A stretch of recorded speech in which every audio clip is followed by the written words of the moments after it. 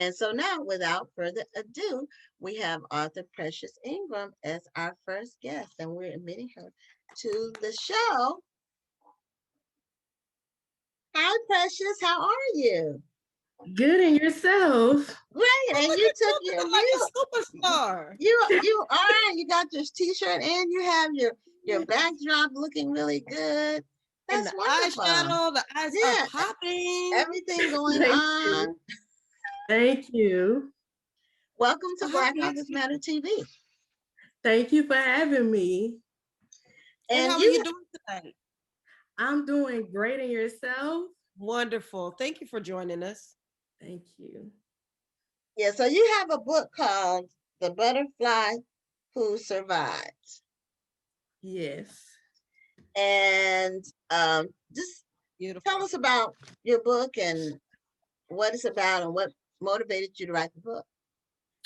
Well, the book is called The Butterfly Who Survived, and a lot of people they think that it's about butterflies, which is actually not. I wanted to use the analogy of the butterfly to represent the strength coming out of fire, to represent the young lady that I speak of in my book. And the indentions and the colors and the shapes of the butterfly represents her pain and her struggle in the book. And I use the analogy of a young introvert girl from her childhood all the way up into her adulthood. I take you on a faith walk journey with her. And with the butterfly, there's four stages. The first stage is the egg, the caterpillar, then the chrysalis, which we call the cocoon, which I refer in my book more about the transformation stage. And then it turns into a butterfly. And I take you on a journey of her being trapped within her inner thoughts, her lack of confidence, low self esteem, doubts, her fears, addiction to pain. She wasn't addicted to drugs, but she was addicted to pain and being rejected. Her attraction to unhealthy love, disappointments, heartbreaks, and loneliness. And in the process of this journey, God breaks her down to nothing. And her inner wounds begin to bleed out into the outside. And she's actually dying. And she can no longer hide behind her tears anymore. And God had to sit her down and say, hey, you have a decision whether you want to continue to be a worrier or whether you want to be a believer. And with with a caterpillar, we know that it's something that is not looked at favorable. It looks ugly. It's something that people try to step on or push it to the side, shun it, or move it out the way. And that's just like her life. But yet, in turn, the same thing that is rejected is something that somebody start admiring when it turns into the butterfly, because we like the beautiful colors and how the wings flap and everything about it. And so it was just like her life. And she has to make a decision whether she wants to live or whether she wants to die. Okay, Wow, there's a lot of layers there. it is. Yeah. It is. So, what made you use the butterfly as your, I guess, metaphor for this young lady's transformation? And is your book autobiographical? It's autobiography. It's about me, actually. Okay, Yeah. that's what I wondered. I was Yeah. Okay. going to ask the same thing. Yes, it's about my life. And Okay. what made me use the butterfly is I was home one day and I was down and depressed and I was in a low state of my life, and with the windows closed and everything. And God began to speak to me and he told me, open up the door and open up some light, open up the curtains in here. And I did, and I opened up the front door and there was a butterfly on the porch and it was just flapping its wings. It was like an orange, reddish, green, well, not greenish, reddish, orange color, and it attracted my attention. And God says, just like this butterfly is flapping its wings, you are the butterfly who survived. Get yourself up, get out of this. I got you. You're going to make it. You have purpose and you shall live if you choose to live. Wow, Oh, that's that's amazing. amazing. That is amazing. So what Many of us have had situations where we became depressed about our circumstances or something that has happened to us. And everybody's been through at least one of those. I know sometimes people think I'm because I tend to be a happy person, or they don't hear me complaining about my life. Some people take that to mean I haven't had any challenges or bad experiences. And I recently, even some things that happened to me in the past, I hadn't even told my sister about. And then recently, we were together when my dad passed away about a month ago. We were together, and we got to spend more time together than we have in a while. Because normally we have, it's other people around, it's more kids, it's hard to sometimes talk. And I was telling her about some things that happened to me. She said, "Why is this the first time I'm hearing about it?" And I said, "Well, when those things were happening, I really didn't want to talk about them because, I didn't want to dwell on my failures. That's the way I saw it. I'm That's what glad now that's people have a what chance to I asked. talk about things. Well, that was the reason why I asked her. I was going to ask, what did it take to be able to write your story? And I know you don't automatically say that it's autobiographical, but you are writing about your experiences, and often we don't want to be able to share that truth with people. So, what gave you the bravery to be able to tell that truth, to tell your truth, and to be able to kind of peel those layers in front of people who may judge you, and who don't actually know you? It was very hard, and that's why I struggled with writing the book. And it took me so long because I was like, hey, guy, I'm a very private person. So I didn't want people to know my life story, and I didn't know how people was going to look at me because I'm a preacher's daughter. And so growing up in the church, you're to be upheld to uphold a certain standard. And so with me going through the things that I was going through, I couldn't really talk to nobody. I couldn't go to my parents. I didn't want to go tell other people. So for me, it helped me. What I would do is when I was in those low moments, I would cut on the television and I would look at people like Pastor Kimberly Ray or TD Jakes, Joyce Myers, or Joe Osteen to kind of speak life into me to get me pumped back up. And so I wanted to write something where it would reach people at all levels to let them know no matter what you're struggling or what you're going through, I may not have been where you are, but you can make it. So I wanted to speak to that person who felt like they never was understood, that person who never fitted in with the crowd or the in crowd or the popular crowd, and especially a person that was smiling on the outside but was hurting on the inside, because that was me. And there's so many people, you think that they're okay and you just don't know what they're going through.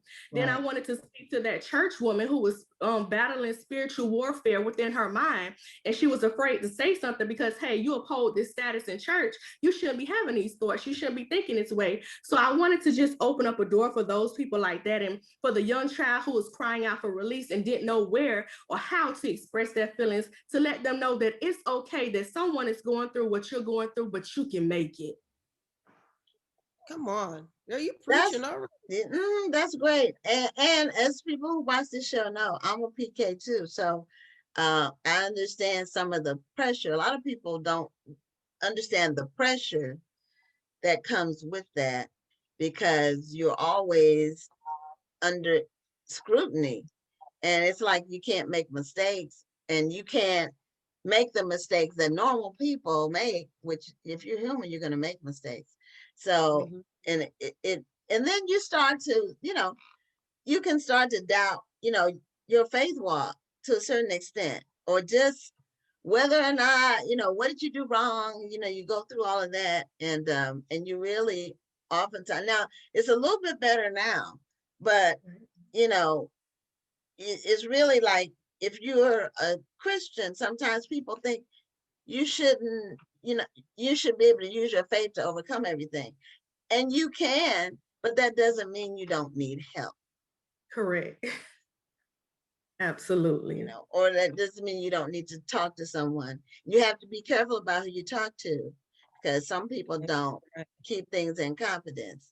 So, Absolutely. And you know, or they may seem like they're they're understanding, they're right, trying to encourage you, but really they're judging you. So right. and that was one of the reasons why I asked the question. Now that brings me to the next question though, is how did your family react to this? Were there some truths that you uncovered that they had not known about? And were you nervous about them reading your book at first?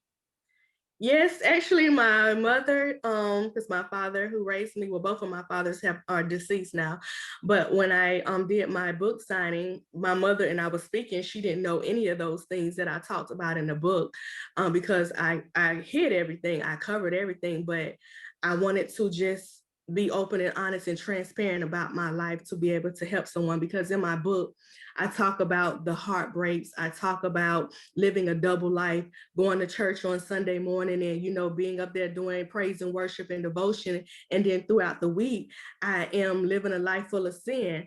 I talk about losing my identity. I talk about the lifestyle that I was living, that could have cost me of having kids, and just certain other aspects in the book. I just talk about, like, when I was a child, a car tried to hit me when I was a young girl, and I never told my parents about that. And I just got up and I got off the ground and dust myself off, and I was wondering to myself, why would somebody try to just harm an innocent child? And from that point, I knew that, hey, if God kept me in my childhood, that I have purpose. And so in my adulthood, he'll keep me, and even in my old age, he'll keep me. And I go and I talk about other things in the book about being single, the struggles of it, and other aspects. I don't want to talk about too much because they got to read the book.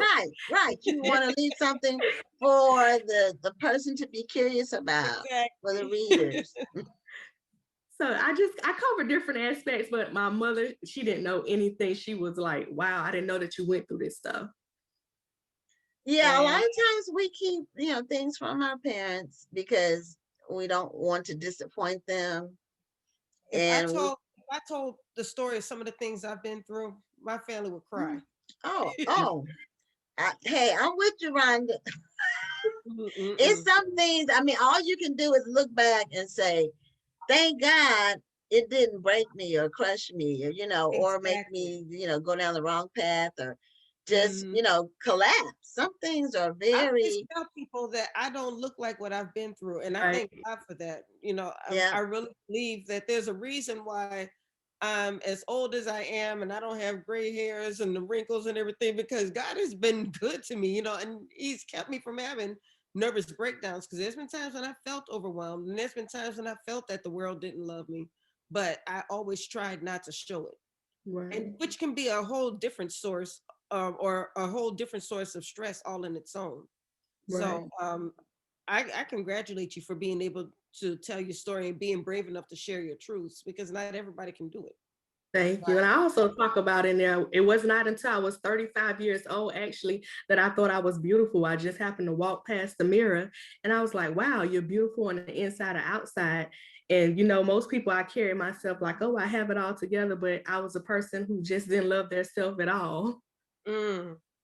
Yeah. Well, one technique I use, because I never have gone to counseling. Not that I'm against it. I just never thought it was something that I considered. It wasn't, when I was going through my stuff, people weren't as open to counseling, for people from church, like they are. It's now people are more receptive to it. But I used to talk to myself, and I still talk to myself. I talk to myself out loud. I have a conversation with myself, and I talk myself through some of the challenges that I'm dealing with. And then I come up with the pros and the cons of making my next move, or whatever, however I'm going to handle it. And I do it, and it's healthy. Some people say if you talk to yourself, it's crazy. No, sometimes you need to get ideas out there. You need to get it off your chest. You need to get it out there spiritually. It's good. It's like cleansing. And crying is good too, because crying is a cleansing process. Once you cry, sometimes you can think better once you've gotten those tears out. And I say use whatever works for you. And if you feel like you need counseling, don't hesitate to seek it, because God has a purpose for us all. Some of us, our lives are cut short of our purpose. But I believe if God has a purpose for you, He will make sure that you're available to pursue it and carry it out. I just believe that. And amen to that. And so I applaud you, Precious, for just being just sticking with it. And a lot of people use books as therapy, like writing, especially memoirs and autobiographical books, is sort of a cleansing process, to a catharsis. People use that to get all those, it's therapy for people. Now, what I do is if something that happened to me in the past, when I write fiction, I'll make a character that's going through something I went through in the past. So people won't know it's me. That's Marie. In my book, the thoughts a person's thinking, I give it to a character in my book, or experiences they go through. It could be my own experience, but I give it to a character in my book. And that's very helpful too, cleansing. So is this your first book, Precious? Yes, ma'am. Oh, The okay. first Will there be a second, third, fourth, fifth, sixth, seventh? Yes, yes, and I hope to unveil, and more layers and stuff in the next books that I write. But yes, I wanted to just do the first one just to kind of get out there to see how it would be. But yes, Okay. So what do you think your follow-up is going to be? Is it going to be fiction or nonfiction? Do you know yet? I think I want to just do all fiction books. Okay. Okay. Yeah, Well, there's a lot of fiction out there, so you sort of have to decide what kind of book without putting yourself in a box. But if you want romance, one thing about romance, there is a formula for romance. You have to have a happy ending, like happily ever after ending. I don't read a lot of romance, but that is a formula for romance. So um, just keep in mind, if you're going to be writing fiction, it might be a good idea to study your craft. I always encourage Absolutely. writers to study your craft. Even though it's fiction, people may think that you don't need to study it, that you can just kind of go with the flow because you're making up the story. But the story has to resonate with people in order for it to be successful. And it has to have some layer of realism, unless you're doing something that's completely satirical. But I don't know. My thing with the books that I've written, even though it's fiction, I've always wanted it to have some layer of truth to it, so people could identify with it. And I think you're off to a good start with that, with your current book. But the more you write fiction, the more you want to still do that research, to still look at people. I love watching reality TV. There's your story ideas You right there. do, because you post about it. I'm like, where are these shows? See, I never watch reality TV, so it's just not my thing. I don't like all reality TV, but I'm telling you, the only reason I got sucked into the mess is because it is so interesting. Sometimes truth is stranger than fiction. And when you're watching these reality shows, you're like, I can't believe these people are doing this. And it winds up just being entertaining to me more than anything else. Yeah, this is not my. I watched 2 of them, but they weren't the kind that you like. The Real Housewives kind of the one about women. I watched 2, and so these are both like weird people. So I watched. It's not. I watched a few episodes of Hoarders. Have you ever seen Hoarders? That's another one. Have you ever seen a Precious?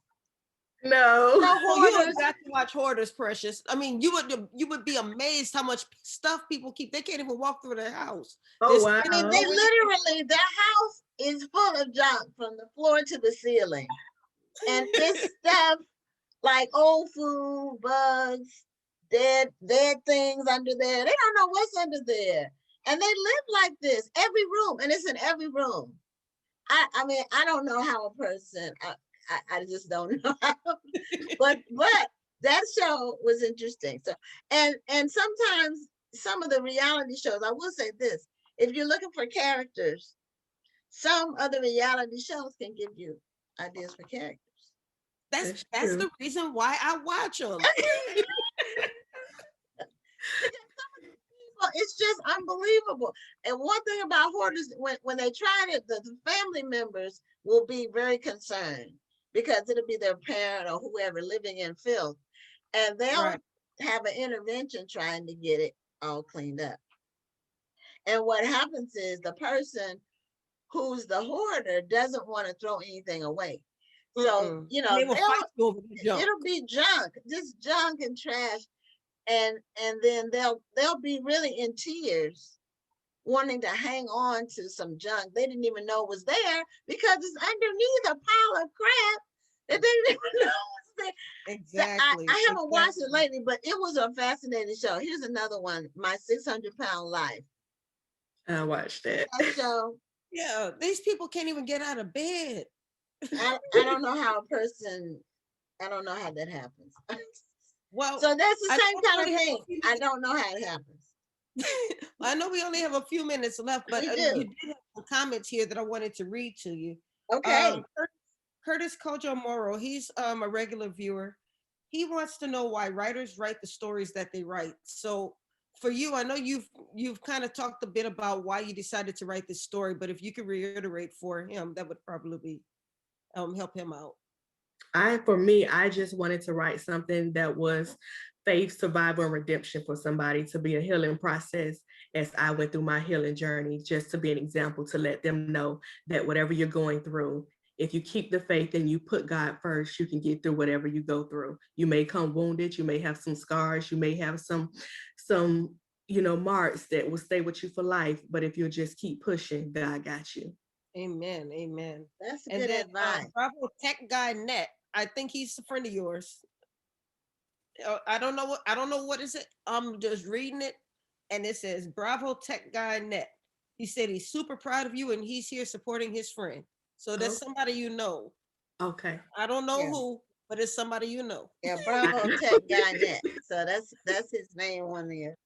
And Yeah. the, your advice is very good. And what I will also say to you and other people out there, the scars that you have will be lessons and information and wisdom that you can Mhm. utilize for the future. Because without the experiences, they give us they clear our vision to be able to see. So the next time you encounter something similar, it will immediately come to your mind that this is something I need to be avoid, look out for it. We have to have those experiences to learn. Otherwise, it's just like a baby kind of when they're learning to walk, they have to fall down a few times first. And it's a Yeah. similar process. And if the baby got discouraged because he or she fell a couple of times, they would never learn to walk. That's Right. true. And they never get discouraged. They just bounce back. They might, cry if they fall, Mhm. hurt themselves, but they get right back up and keep going. Sometimes And they laugh when they they fall. do. Yeah, parents will be like concerned, and it's just like a game to them. So, we have to look at our challenges and things that we've been through as learning Oh, experiences. Bravo Tech Guy Net says that his name is Brian. Okay. So Yeah. does that help?